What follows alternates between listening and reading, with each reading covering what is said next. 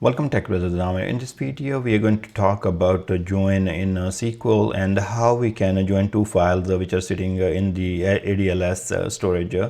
Now, let's take a look on the definition first, and then we will go ahead and load those files into the external tables, and also we will join those files without even loading to the external tables.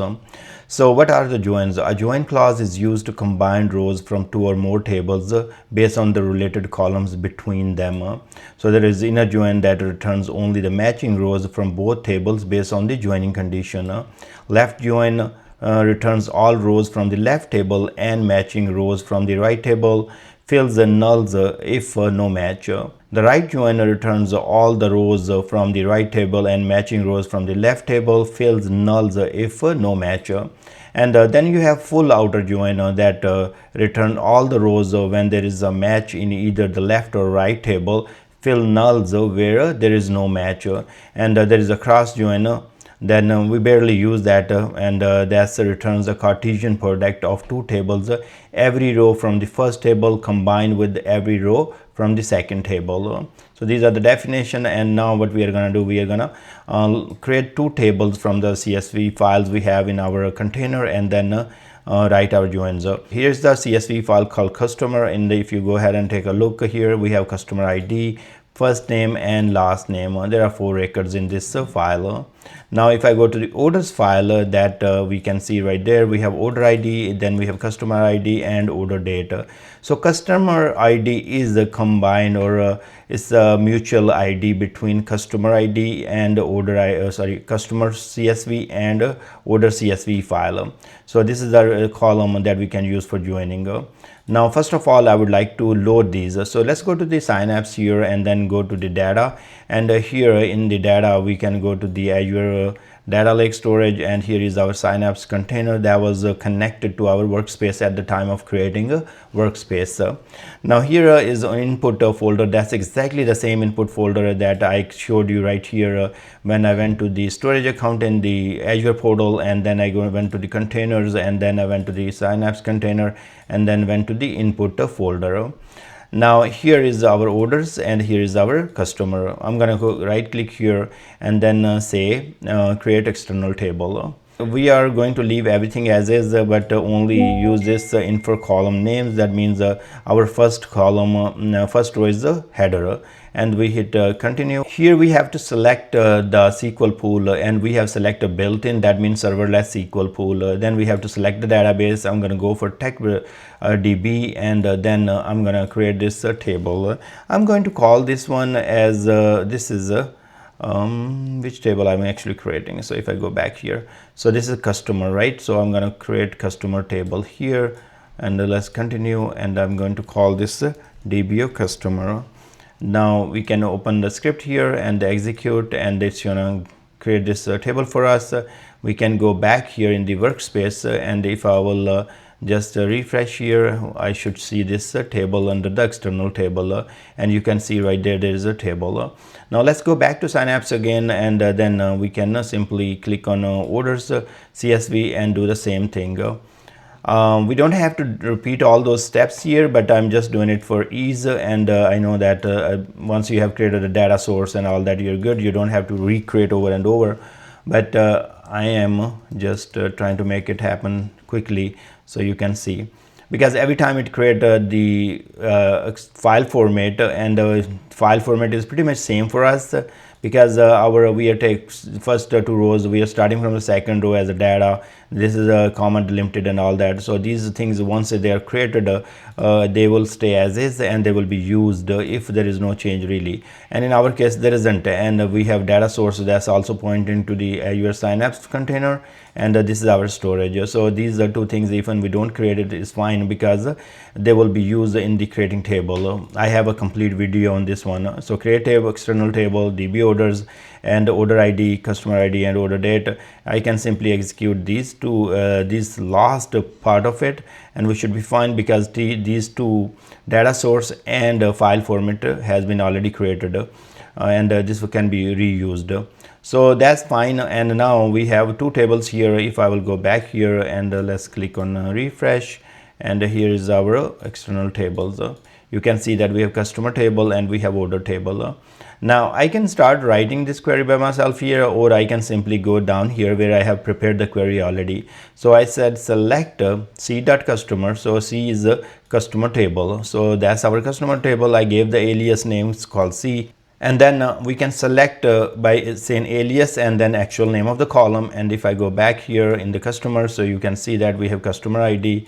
And let me expand this a little bit so you can see all the column. Then we have c dot first name, so c means the customer table, and then we are saying c dot first name. So these two columns we are selecting from a customer table.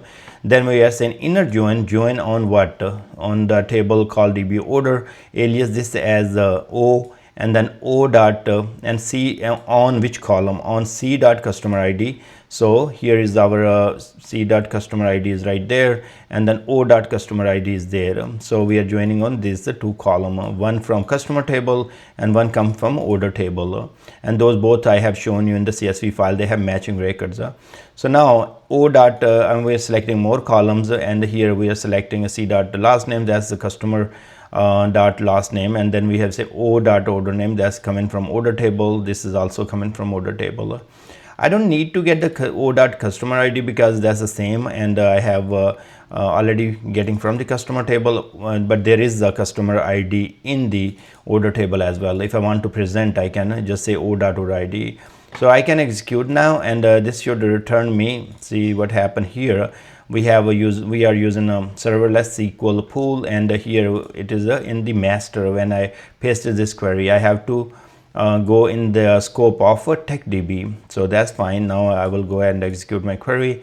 It should run fine, and it should show me results. So you can see that I have a customer ID, first name, last name, order ID, and order date.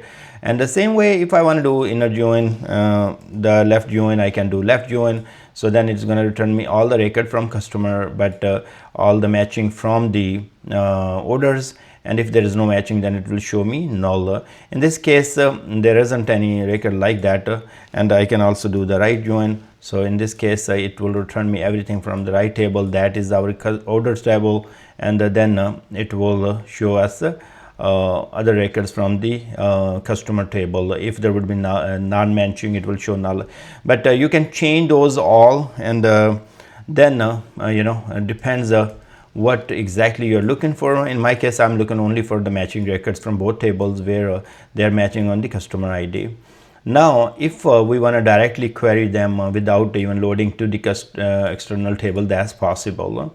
So here you see that most of the time we always say select star from and then say open row set and then say bulk, that's where our file exists, right? So we provide the path of the file. How we get to the path? We always go to the file in the here, let's say in Synapse, I'm in the input folder. I right click here and go to properties, and then here is the URL for the file, so I can always copy from there.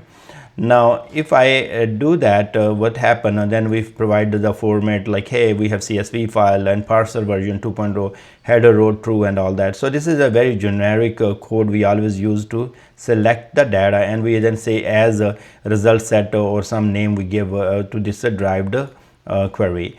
And here is the output that's going to return them. So here we call this one as a C, and then I'm saying C dot customer ID, C dot F name. So in this case, if let's say if I don't use these two other column without join, so let's say I am commenting them out, and I can simply go ahead and run this. What's going to happen? So if I execute this, it's going to get me the results from the customer table. You see that I have customer ID, first name and last name. Now I will use the same thing. I will say inner join, and then instead of saying select and all that, because I already have select on top and I can list the columns there. So I will say inner join open row set, provide the path for the second file, then for format, parser version, header row and all that, and call this as O. So this is order file, so I called it O, and this was a customer file, so I called it C. And then I say on, and then I provide the list of the columns on which I want to join. So here C dot customer ID and O dot customer ID. And then also here I brought those column O dot order ID and O dot order date. So that's what I did. Now if I run this as a whole thing, that's going to be just fine. and now it's going to return me all the records from both tables, customer ID from and first name and last name from customer table or file actually, and then order ID and date from the order file right there, and I can run them together. Same way I have shown you guys how to do inner join. You will be able to do left join and all that as well.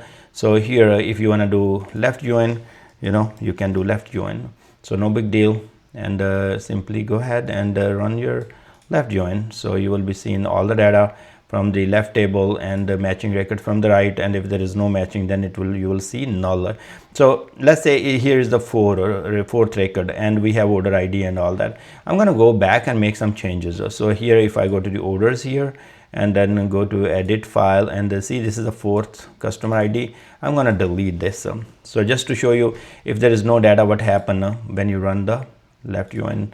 So here now if I execute now again, so customer table has all the values, right? So we have 1 2 3 4 in customer table, but order table does not have ID 4. So there is no ID 4 in the orders table customer ID. So when we join them, see the null values we are getting. So that's what I was talking about. It is show you all the records from the left table, then matching records from the right table, so and null values if there is no record matching. So I thank you very much for watching this video. Please subscribe my channel, and I will see you guys in the next video.